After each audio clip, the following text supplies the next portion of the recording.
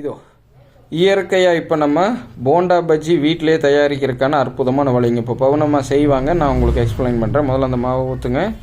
இப்போ நீங்கள் அந்த பக்கம் பார்க்கறது 2 நாள் நல்லா பார்த்துக்குங்க புளிச்சு போன இட்லி மாவு. இதுக்குள்ளே இருக்கிறது நாட்டு கடலை மாவு. நல்லா பார்த்துக்குங்க. 2 நாள் கலக்குங்கம்மா.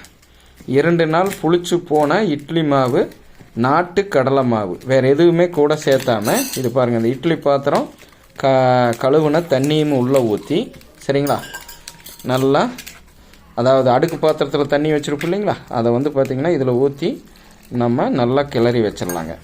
ஸோ இந்த மாதிரி நீங்கள் செஞ்சிட்டிங்க அப்படின்னா இயற்கையாக புளிச்சு வந்துடும். இன்னும் கெட்டியாக இருக்குது. நம்ம பார்த்திங்கன்னா மறுபடியும் ஊற்ற வேண்டியது இருக்குது. பார்த்துட்டு ஊற்றிக்கலாம். ஓகேங்களா?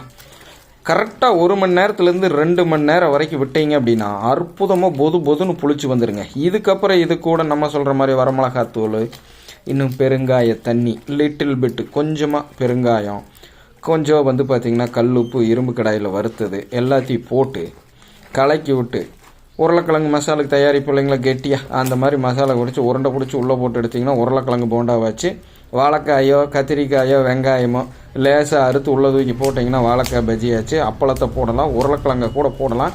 வேறு லெவல் இருக்குது. கேஸ்ட்ரிக் பிரச்சனை இல்லாமல் நீங்கள் சாப்பிட்லாம். ட்ரை பண்ணி பார்த்துட்டு பலன் பெற்றீங்கன்னா 4 பேர்த்தோட பகிர்ந்துக்குங்க. நான் உங்கள் குரு.